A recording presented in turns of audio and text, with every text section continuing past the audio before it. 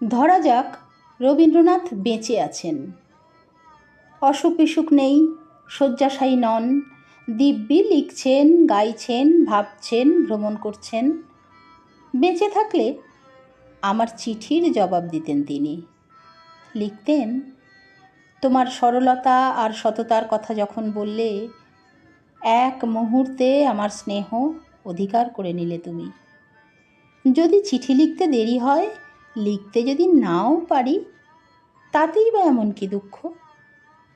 তোমাকে যখন স্নেহ করি, তখন চিঠির চেয়েও আমার মন তোমার ঢের বেশি কাছে আছে। অনেক দিন না লিখলে বলতেন, ছোট হোক মন্দ হোক, একটা করে চিঠি আমায় রোজ লেখো না কেন বলো।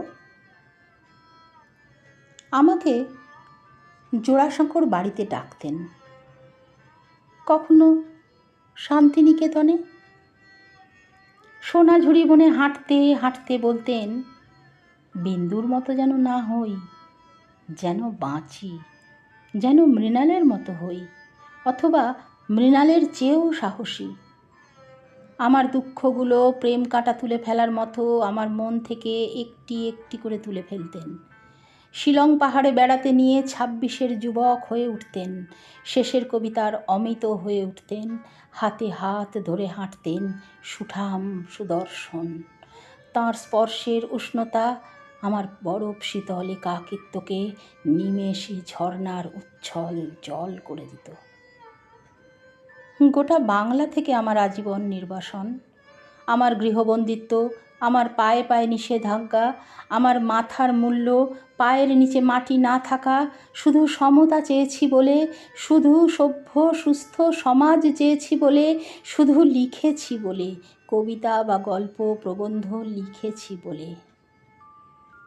রবীন্দ্রনাথ যদি বেঁচে থাকতেন, আমি নিশ্চিত দেখে প্রাণ বড় কাঁদত তার। তিনি ভর্ৎসনা করতেন শাসকদের, সভ্যতার সংকট দেখে আতঙ্কে কুঁকড়ে থাকতেন। আমি তার পিঠে মনে মনে আলতো হাত রেখে তার দুশ্চিন্তাগুলো একটু একটু করে উড়িয়ে দিতে চাইতাম। কপালে তিনি চুম্বন করতেন আমার। একদিন বলতেনই, বোটে করে চলো শিলাইদহে যাই। আমার সারা মন তিরতির করে কাঁপত আনন্দে। তার গভীর চোখ সেই আনন্দকে দেখতে পেত, তার আঙুল সেই আনন্দকে স্পর্শ করতে পারত। আমাকে স্বদেশের জল মাটির স্বাদ গন্ধ দিতে তিনি শিলাইদহে নিতেন। বোটে শুয়ে আকাশে তাকিয়ে তাকিয়ে সন্ধ্যার মেঘমালা দেখতেন, আর আমি হাত শোয়া হয়ে আকাশ নয়, তাকেই দেখতাম অপলক। তখন আমার অমল ধবল মনে মন্দ মধুর হাওয়া। তখন চারদিক থেকে নির্জনতা তার জলতরঙ্গ বাজিয়ে যেত। তখন তিনি গেয়ে উঠতেন, আমি কান পেতে রই।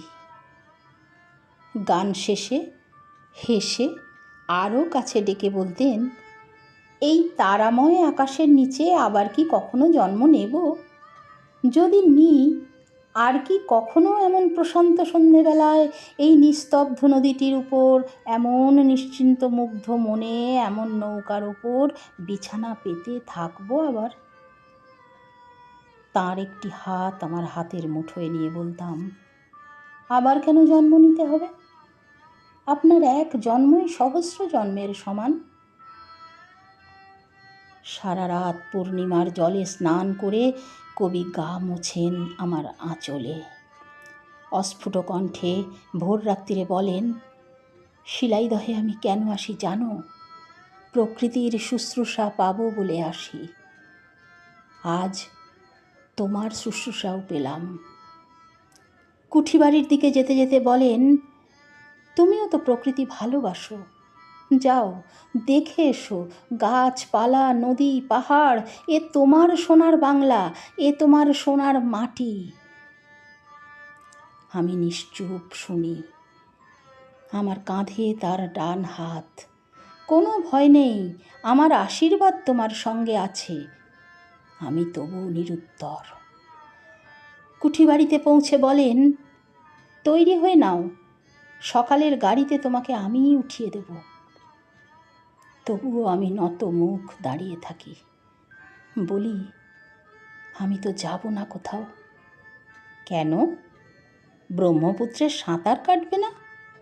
দেখবে না তোমার বাড়ি ঘর, তোমার উঠোনের ঘাসের ওপর একটি শিশির বিন্দু? তার আর দরকার হবে না। কেন হবে না? রবীন্দ্রনাথ বিস্ময়ে থমকে দাঁড়ান। আমি বলি, ভাষাটিই আমার দেশ, ভাষাটিই আমার সেই অপরূপ শিশির বিন্দু। আপনার গান কবিতাতেই, আপনার সুর আর শব্দগুচ্ছতেই আমার দেশ। আপনার স্নেহই আমার নিরাপদ স্বদেশ। পদ্মার জলে আমি ব্রহ্মপুত্র দেখে নিয়েছি। ঈশ্বর বলে কোথাও কিছু নেই, ঈশ্বরে বিশ্বাস নেই আমার। তারপরও যদি নিভৃতে কেউ থাকে কোথাও, যদি কেউ থাকে আমার হৃদয়ে ঈশ্বরের মতো, সে রবীন্দ্রনাথ। যদি বেঁচে থাকতেন তিনি, আমাকে বুকে জড়িয়ে বলতেন, শুধুই কি স্নেহ? তোমাকে তো ভালোবাসি, সে তুমি জানো। হ্যাঁ বা না বলার দরকার হতো না। তিনি জানতেন যে আমি জানি।